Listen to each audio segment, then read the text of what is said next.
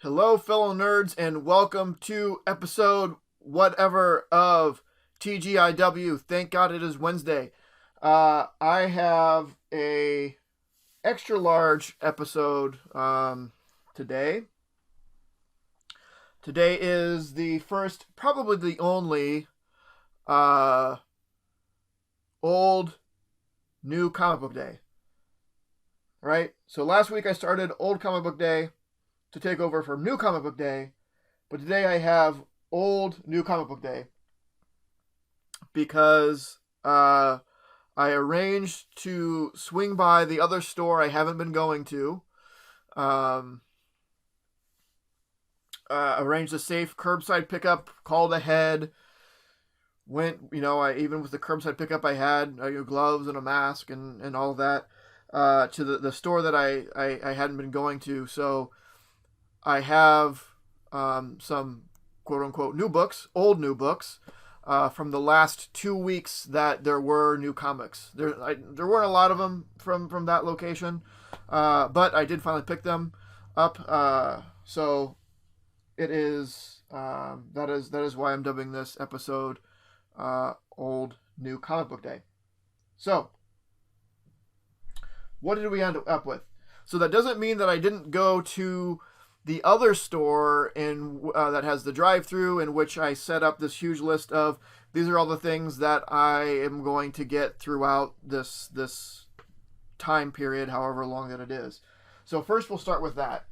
What did I get? All right. So I picked up the first trade of Ascender.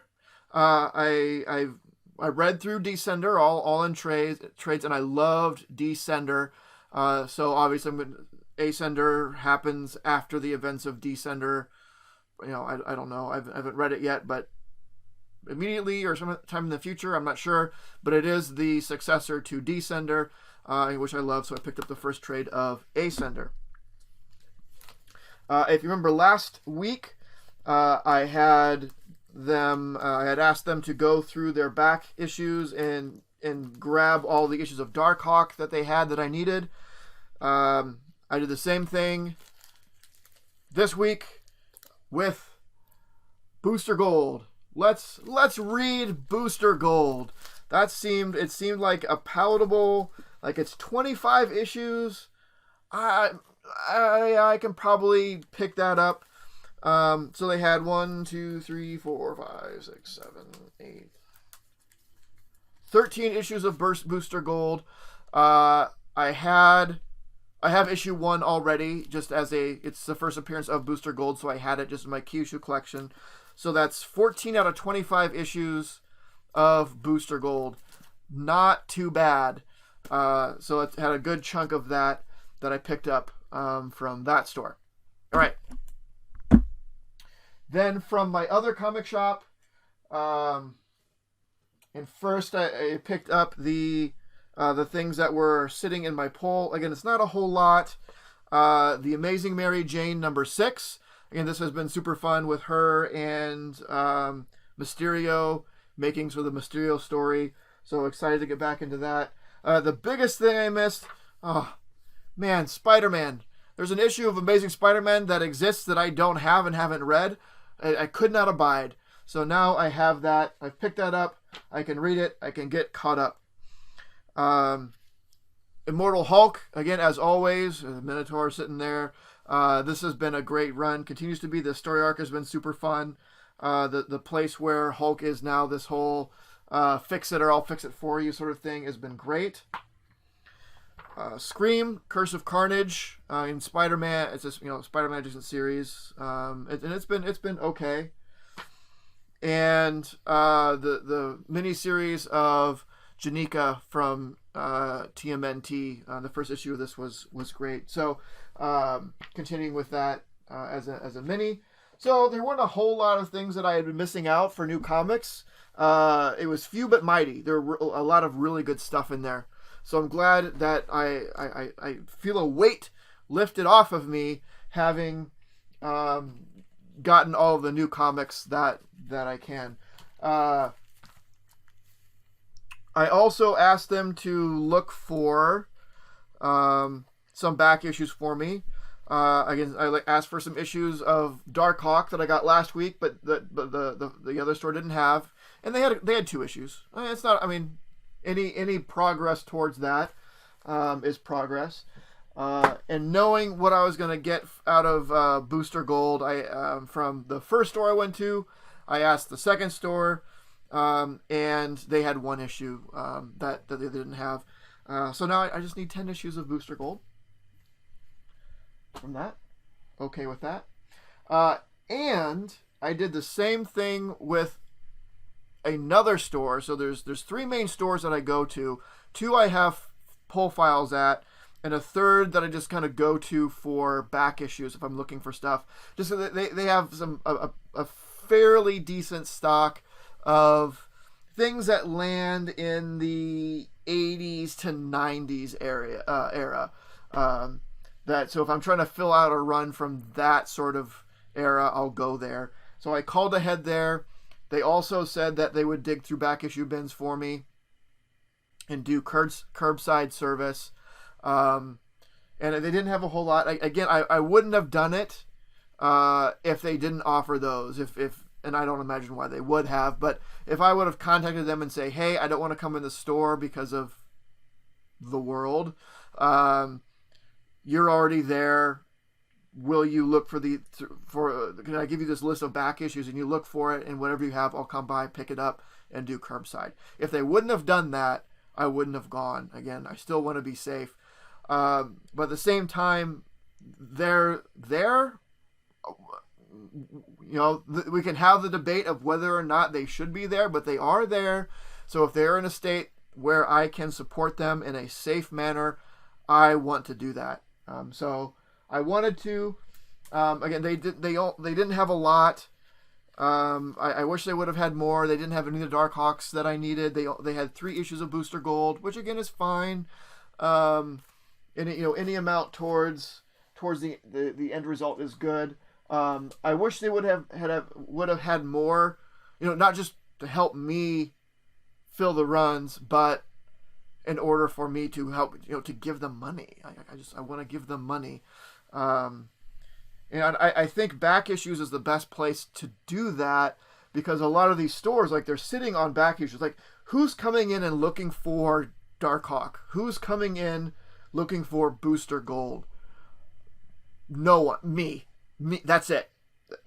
For anyone that's in the radius of those stores, there is literally one person that is looking for those issues, and that's me.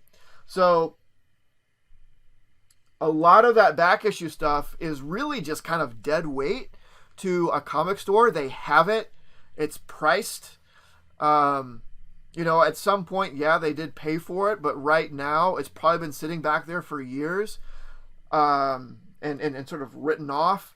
So anything that you pay them for those is like almost pure profit, right?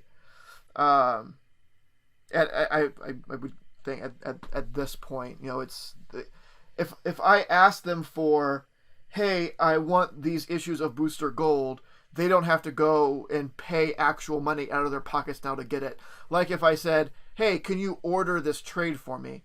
They have to take money out of their pockets, 50% of what it's probably going to cost, pay that, and then they get 50% of what the MSRP is.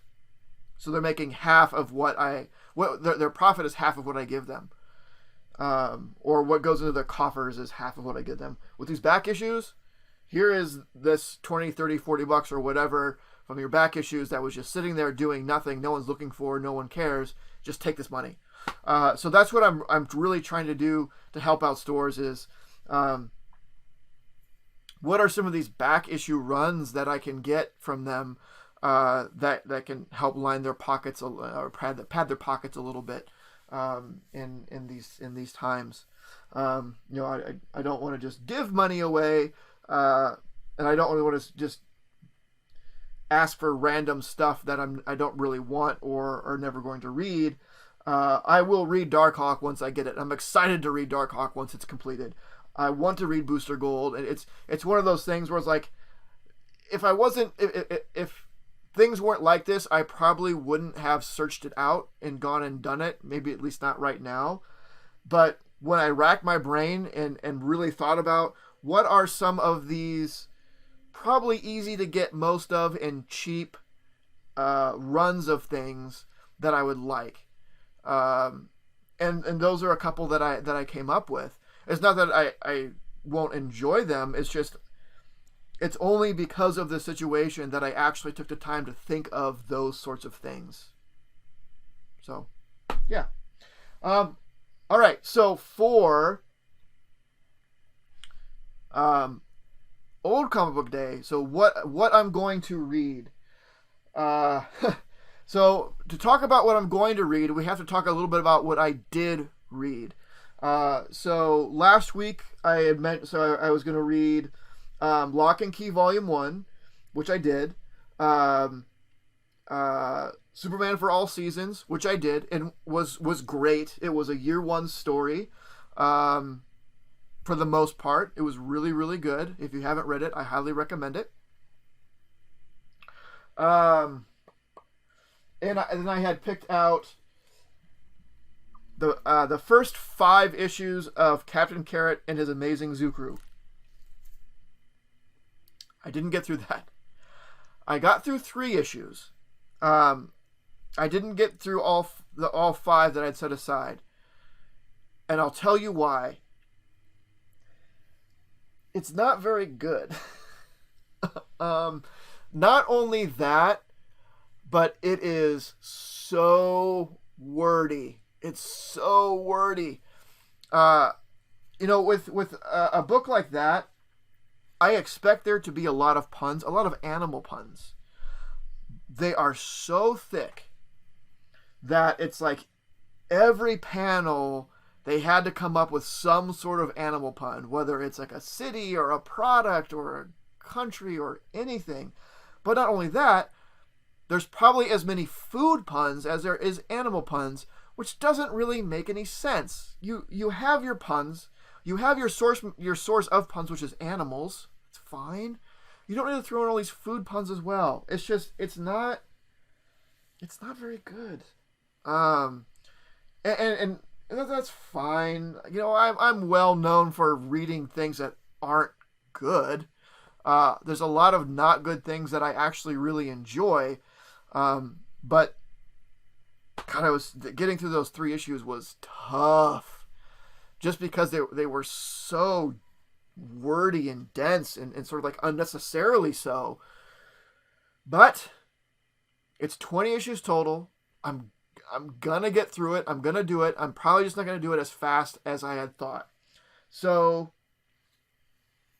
I'm gonna cut myself some slack and say part of this week's to read are the 2 issues of the initial 5 that I planned to read last week. So Captain Carrot, issues 4 and 5.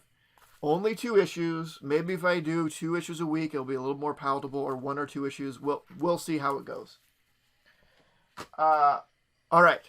So then the other thing that said I was going to read was the first 5 issues of Volume 4 of Aquaman. I had the opposite problem. It was so good that I just read all 13 issues of it. I couldn't stop. Like, this is so good. Oh, this is so good. Not only that, so after Volume 4 of Aquaman, there is a 4-part miniseries called Time and Tide that is sort of a setup for Volume 5. So after Volume 4 is when Peter David takes over. Before it jumps into Peter David's Volume 5, he wrote Time and Tide, which is a year 1 of Aquaman, which sort of level sets. This is the origin of Aquaman for me, for going forward. Because up to that point, like, the origin of Aquaman it's who knows? There's so many versions and versions that are similar to each other that have been thrown around I think it was a good idea to say for Peter David. I mean, the problems that I have with him are there, but I will give credit where credit is due. Is say, look, I want to do Aquaman right. I want to do him seriously. I want to do him in a certain way. But in order for me to do that, we have to make it clear, where does he come from. So before, I mean, don't even consider Golden Age. That's far way out. But getting into Silver Age all the way through up to this point, his variations of origins have been, well, he is the son of two Atlanteans, Atlan, the Atlantean wizard, and Atlana, another Atlantean. And he was born with blonde hair, which is seen as a curse. So he was abandoned out on Mercy Reef as a baby.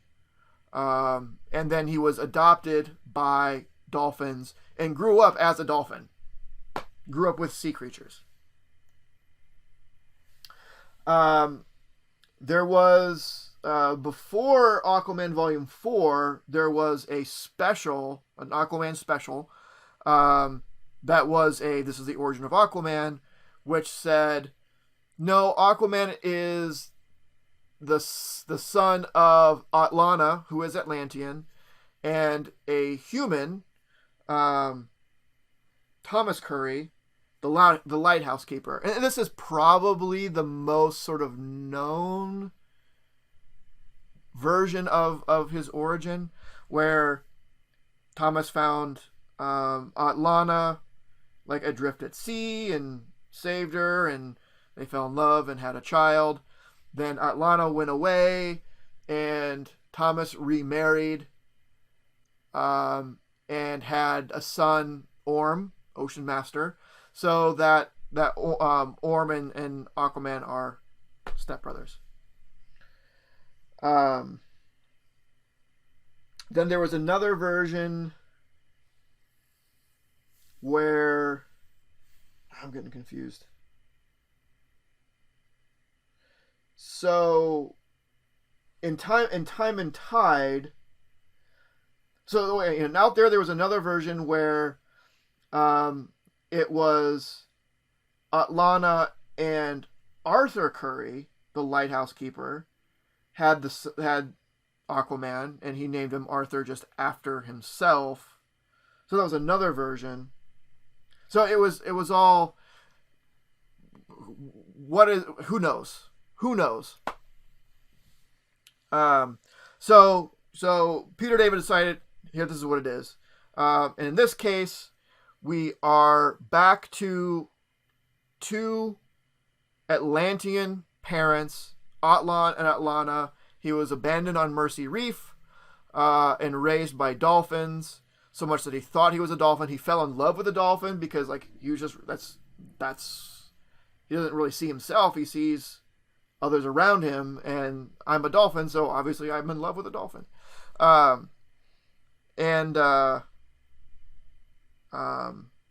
He meets up with some Inuits, some Eskimos. There he runs into Orm, who is, it turns out, is actually half Inuit. And the end of Time and Tide is him reading through the Atlantean Chronicles and finding out that his father, Atlan, sired a son with an Inuit woman who ended up being Orm. So this is how he finds out that Ocean Master is his stepbrother.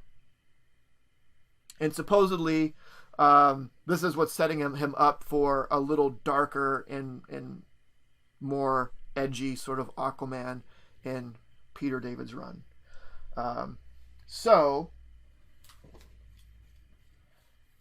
that all being said, I am going to read the first chunk of Peter David's Aquaman, issue 0 through 5. Now, having read Time and Tide, I have a little bit of understanding of Peter David's Aquaman, and I have before. This is one of those runs that I think I've started before and then just never followed through. But having, and that was a long time. This thing has been sitting around for a long, long time. I'm not.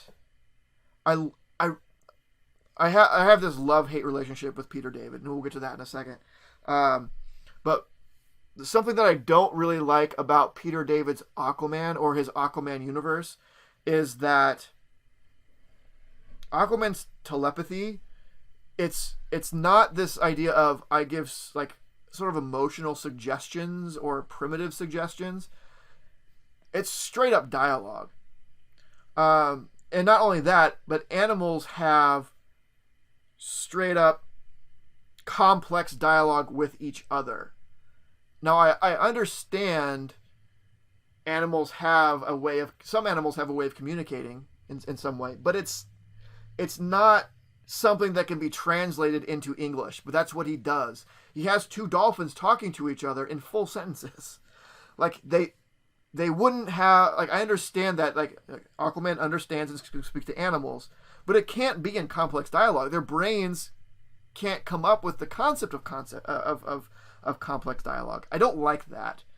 I like the idea of I'm putting this emotion into them, or this suggestion of go doing this thing, but being able to have actual dialogue with sea creatures, I don't like that. But we'll see how it goes. For those of you that don't know, my problem with Peter David, this is the issue that started my problem with Peter David. And I don't just mean Aquaman Volume 5, Number 1. This specific copy of this issue is why I have a problem with Peter David.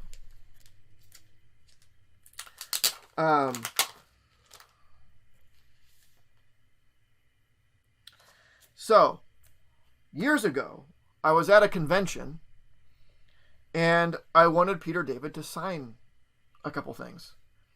One of them being, I love Aquaman.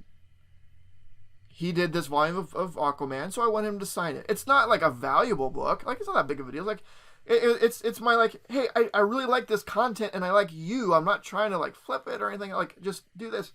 Just sign this. And I had something else as well. And I can't remember what it was. I want to say it was some copy, some issue of the Hulk. I don't remember. Anyway, this was like the last day towards the end of the convention. He was not a happy camper. He was not a pleasant person. He was like, all right, whatever. So he takes his shiny silver Sharpie, you know, the one, the really wet one, really wet, and, like, you know, it's the silver. It looks really, really good. Someone who's been signing with us all day, and is part of their job, at least at the time, was to go to conventions and sign things, should understand the properties of the tools they are using. He's an artist. He signs stuff. So he signs whatever the other thing I had was and puts it down. Like, cool.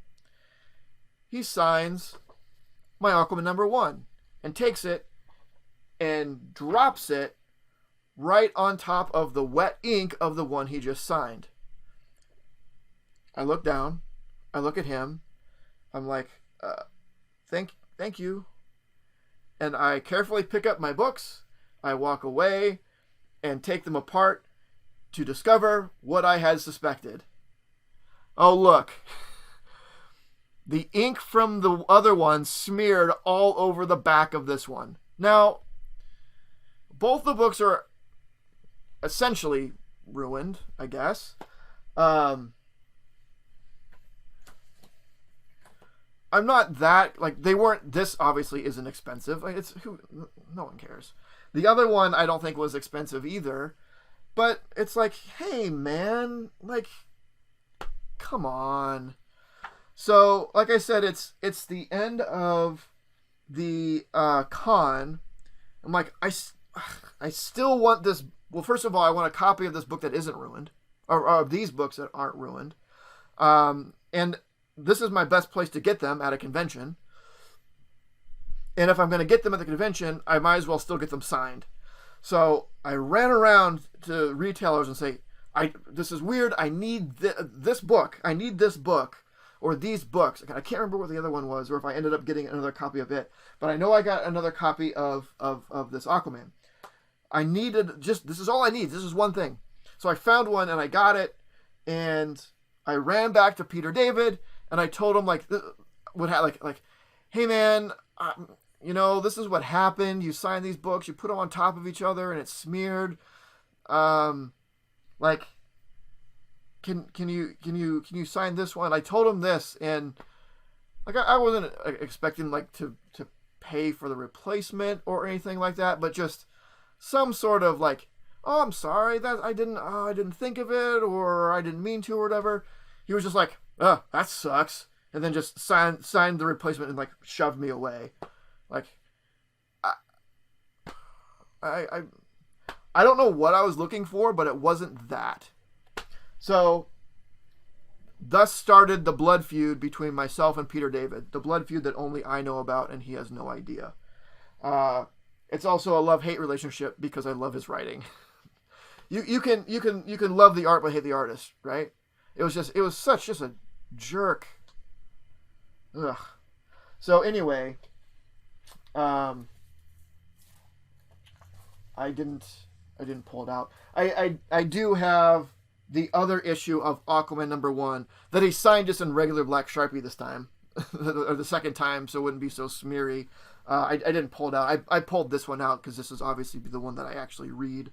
But anyway, that's my Peter David story. So I will start on that. I might go farther than 0 through 5 just because I'm into it. Also, Lock and Key Volume 2. I'll continue with that. I'll probably, obviously I'll read the new books, the old new books. Probably the Ascender. I'll read that. And then if I need a little bit of change up, I have a lot of Spider-Man limited series that need to get read through, so I just grabbed sort of the first one that I kind of saw, and we'll go with Spider-Man and X Factor, Shadow Games, a 3-issue mini. So we'll put that on the to read this list as well. So that's a pretty good chunk. We got Lock and Key 2, Ascender Volume 1, Spider-Man X Factor, the Captain Carrot 4 and 5, and Aquaman 0 through 5. Maybe a little bit more. That seems like a good week's worth of reads. So that is it. Again, that was a lot of stuff to cover. But let me know how you all are doing. Are you keeping it stocked up on stuff to read and stuff to do? Keeping sane, keeping busy? I know this last weekend it was a rough one for me. Generally speaking, I'm kind of a homebody and an introvert. So for the most part, the whole time I was like, wait, this is great. I love this. It was the self-isolation and all that. This weekend it started really getting to me. I was just really feeling it and really feeling depressed and unmotivated. So I hope everyone is staying healthy and keeping their minds busy and their bodies busy too. That's important. If if it's nice out, get out for a walk, get out for a run, try to do some sort of exercise. Keep up with yourself. I was speaking with a coworker today, and he's been feeling kind of blah, and he's like, "Man, I haven't showered in who knows how long because he hasn't left the house." I'm like, maybe you'll feel better if you just kind of put on some new clothes, take a shower, just start feeling human again. Helps a lot. And he did. And he came back. He's like, "Oh man, feeling good. I feel like a person. I took off the jeans, put on some shorts, and it's nice out, and the sun's coming in. I'm clean." So just take care of yourself. aside from just the staying inside, keep up your hygiene and stuff like that. It's easy to maybe to slip on some of that stuff because you're not leaving the house, and I don't know, just take care of yourself and keep your mental health in check too, because this whole thing isn't just about physical health, but things are a lot different now, and being in isolation, you really have to keep your mental health in check as well. So please be safe, be healthy in all regards, and we'll see you soon. Bye. This video was brought to you by Titan Comic Pressing. Follow us on Facebook and Instagram at Titan Comic Pressing LLC.